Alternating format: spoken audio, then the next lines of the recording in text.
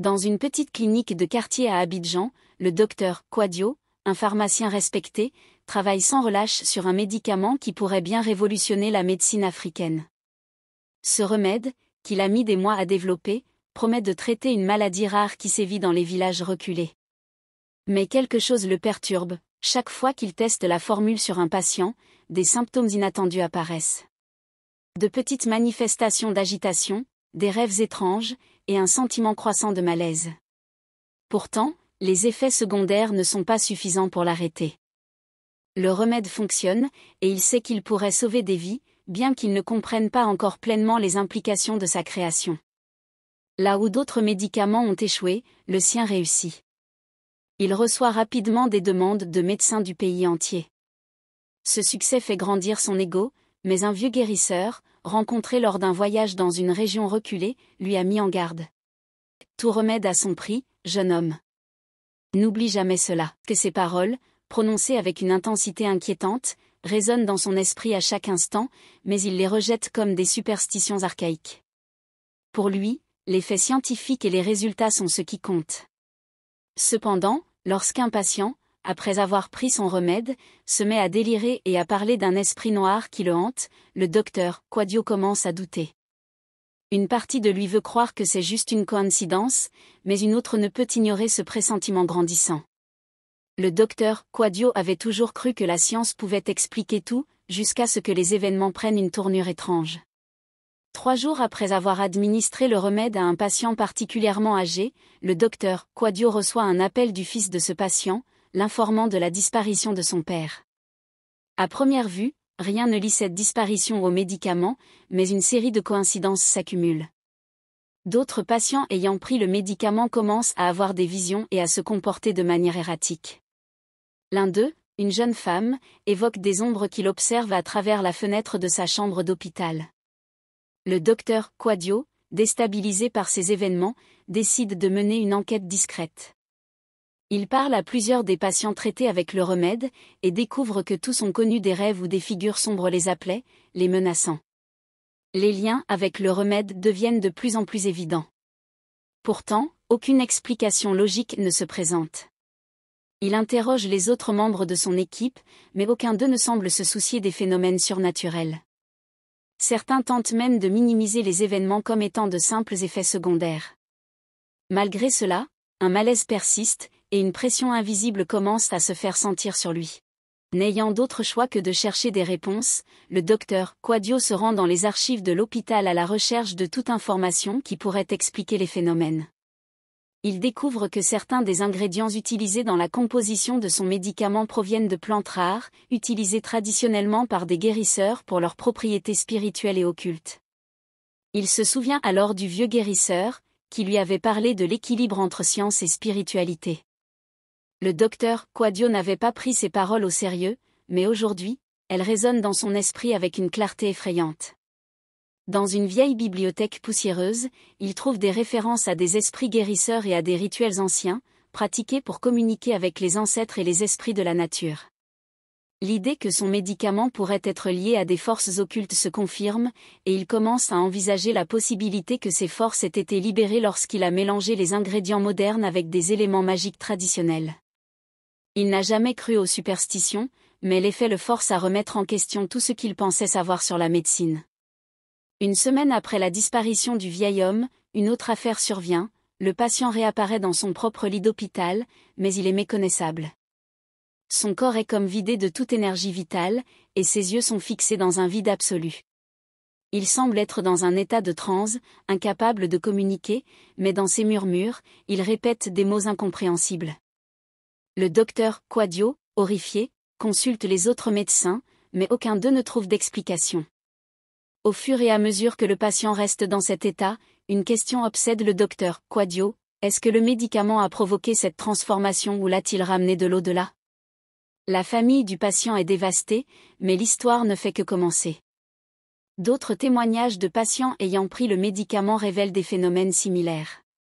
Chacun semble souffrir d'une sorte de malédiction, une malédiction qui est liée non seulement aux effets secondaires du médicament, mais à quelque chose de plus profond, d'invisible, un pacte que le docteur Quadio semble avoir sans le savoir signé en concoctant cette potion. Une question simple tourmente son esprit, pourquoi n'a-t-il pas vu cela venir? Sous pression, le docteur Quadio décide de consulter un marabout, espérant comprendre ce qui se cache derrière les phénomènes surnaturels. Le marabout, après avoir observé les symptômes des patients et écouté son récit, lui révèle une vérité terrifiante, le médicament qu'il a créé est une porte vers le monde des esprits. L'association entre les plantes rares et la science moderne a créé un lien avec un royaume inconnu, où les âmes perdues réclament leur dû. Le marabout lui explique qu'il a involontairement déclenché un pacte avec ces forces invisibles. À chaque vie sauvée, un prix doit être payé, et il ne pourra jamais revenir en arrière. À ce moment-là, le docteur Quadio réalise l'ampleur de ses actes, son désir de guérir a ouvert une brèche dans le tissu même de la réalité. Il n'a pas seulement créé un médicament, il a réveillé des puissances anciennes. Le marabout lui propose un moyen de briser ce pacte, mais cela viendrait au prix de sa propre vie.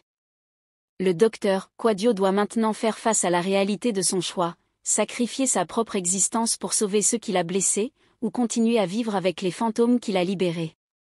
La rédemption semble impossible, et le prix de ses ambitions se révèle bien plus élevé qu'il n'aurait jamais imaginé.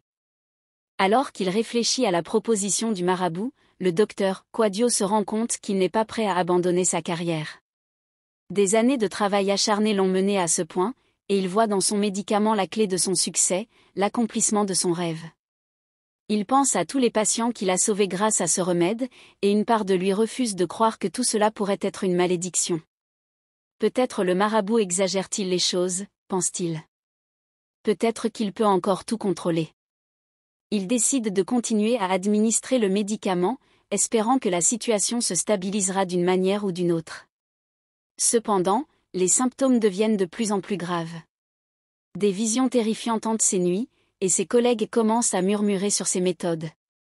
Le remède devient une obsession. Chaque jour, il découvre de nouveaux effets secondaires inquiétants chez ses patients, mais il ne peut s'empêcher de se convaincre que tout ira bien, qu'il saura maîtriser la situation.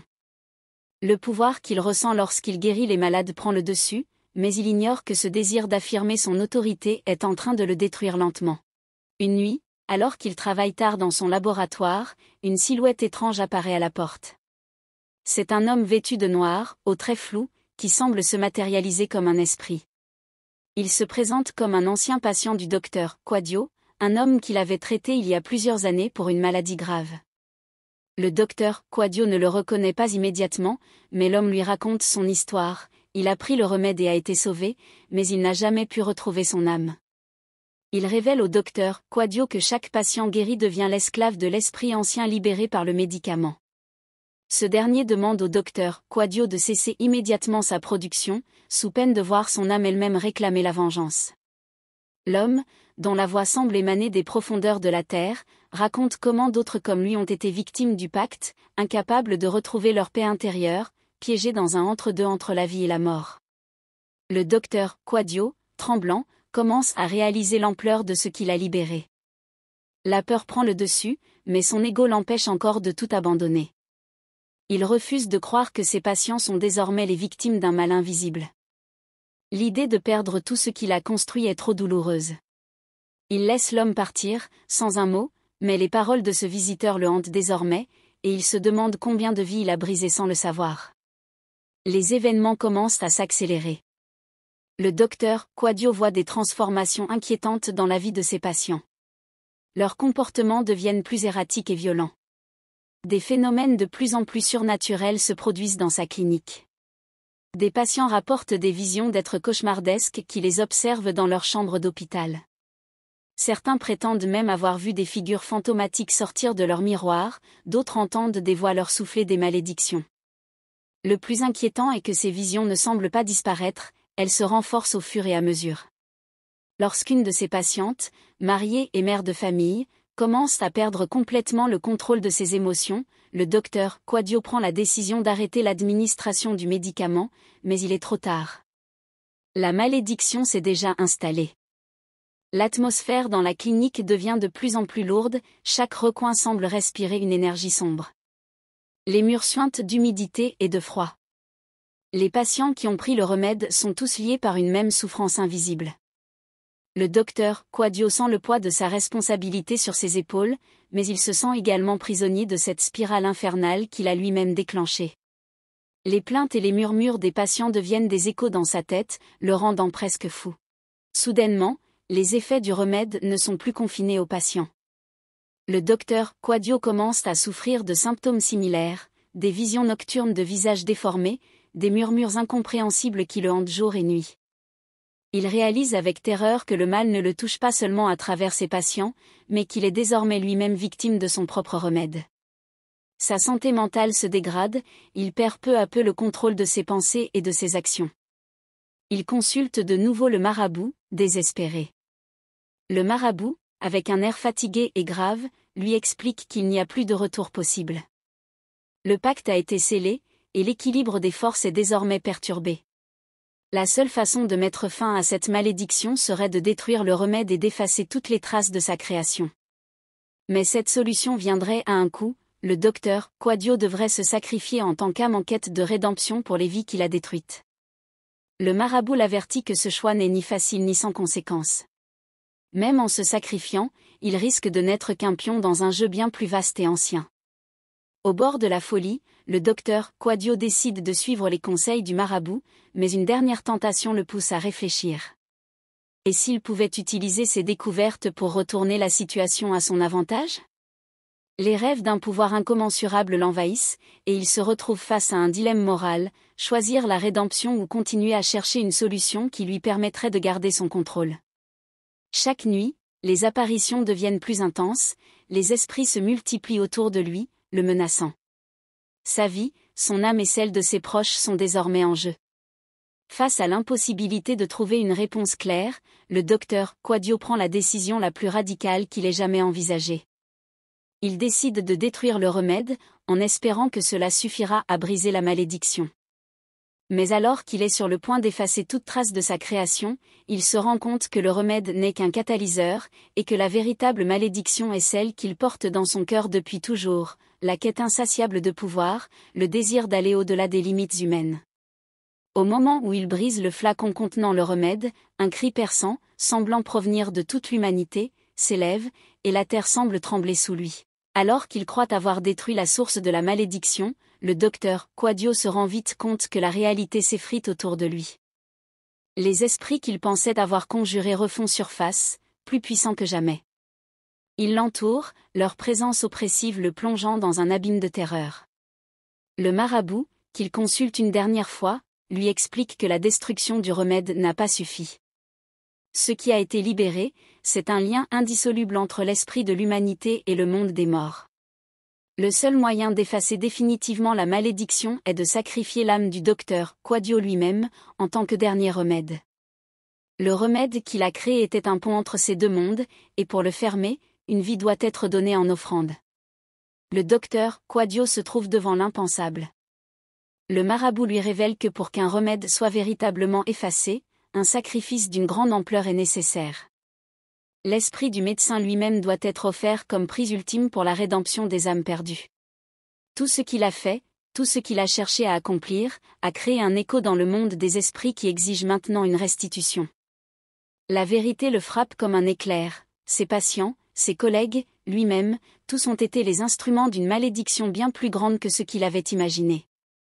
Lentement, il réalise qu'il n'a pas seulement mis en péril sa vie, mais la vie de chaque personne qu'il a touchée.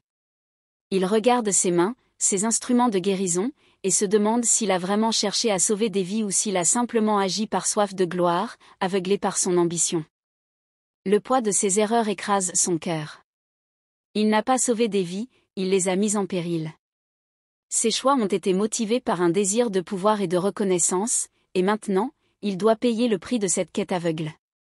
Tandis que la nuit se déploie autour de lui, le docteur Quadio sait qu'il ne peut fuir son destin. Il est trop tard pour regretter. Chaque rêve qu'il a eu, chaque vision qu'il a hantée, le conduisent maintenant à cette issue. Il se rend dans la salle où il a créé le médicament, son laboratoire. Devenu un lieu de ténèbres. Là, il ressent une présence oppressante, une pression sur sa poitrine comme un fardeau invisible qui se resserre de plus en plus. Les murmures des esprits l'entourent, leur voix s'amplifiant à chaque seconde qui passe. Il sait que tout cela est de sa faute. Le docteur Quadio se tient devant le miroir du laboratoire, son visage marqué par les années de recherche et de lutte intérieure. Il ferme les yeux et se souvient des paroles du marabout: un sacrifice doit être fait, mais ce n'est pas un acte de gloire. Ce n'est qu'une libération, une rédemption. Le marabout n'avait pas menti. La malédiction ne sera jamais véritablement brisée tant qu'il ne se sacrifiera pas.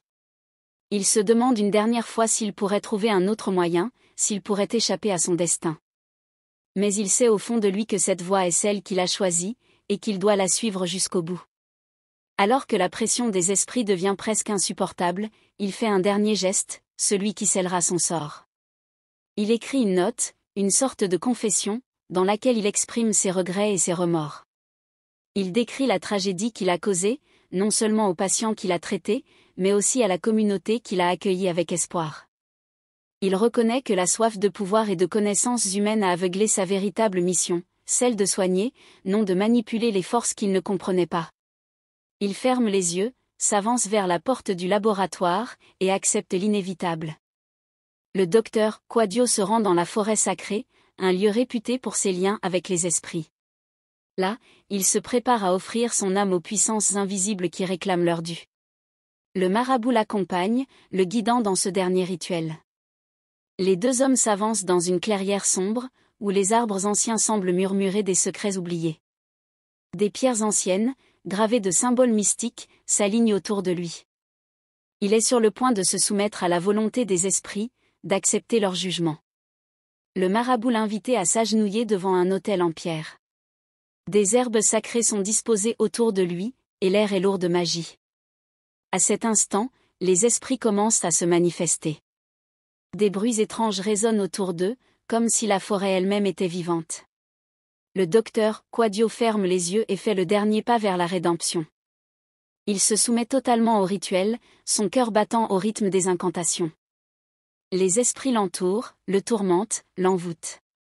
Il ressent la douleur de chaque vie qu'il a affectée, le poids de ses actions. Mais dans cette souffrance, il trouve une étrange forme de paix. Il accepte son sacrifice. Un cri déchirant s'élève alors, et le docteur Quadio se sent disparaître dans une lumière éblouissante, son âme se détachant de son corps. Le matin suivant, la clinique du docteur Quadio est retrouvée dans un état de vide. Les patients sont partis, le laboratoire est désert. Le remède, ainsi que les traces de sa fabrication, ont disparu sans laisser de traces. Les esprits, qui avaient hanté la ville, semblent s'être apaisés. Les murmures ont cessé, et une paix étrange se fait sentir dans l'air. Le marabout, quant à lui, sait que le prix a été payé. Le docteur Quadio a accompli ce qu'il devait faire. Mais la paix est fragile. Le marabout regarde la forêt, les arbres anciens qui ont vu tant de sacrifices au fil des siècles. La justice des esprits a été rendue, mais à quel prix? Les habitants d'Abidjan ne sauront jamais la véritable histoire de ce remède et des événements qui ont secoué la ville. Les familles des patients guéris n'auront jamais l'occasion de savoir ce que leur guérisseur a enduré pour les sauver. Mais la communauté ressentira un changement subtil. La clinique, bien que fermée, est devenue un lieu de souvenir, une mémoire douloureuse de ce qui s'est passé. Les esprits qui ont été libérés par le sacrifice du docteur Quadio s'éloignent progressivement, laissant derrière eux une leçon qui, espérons-le, guidera les générations futures. Certains pouvoirs ne doivent jamais être manipulés, et certains sacrifices sont plus grands que la vie elle-même. Les années passent, et la clinique du docteur Quadio est progressivement oubliée. Un nouveau bâtiment se dresse à sa place, un centre médical moderne. Les gens viennent, se soignent, et repartent sans poser de questions. Cependant, des rumeurs persistent parmi les plus âgés. Certains disent avoir vu des figures sombres dans les rues à la tombée de la nuit, d'autres parlent de rêves étranges. La mémoire de ce qui s'est passé ne disparaît jamais complètement, comme une ombre qui rôde, attendant de ressurgir. Les leçons du passé, aussi sombres et tragiques soient-elles, restent ancrées dans l'esprit collectif. Les esprits, bien que maintenant apaisés, sont toujours là, invisibles mais omniprésents, rappelant à chacun que certaines vérités ne peuvent être effacées.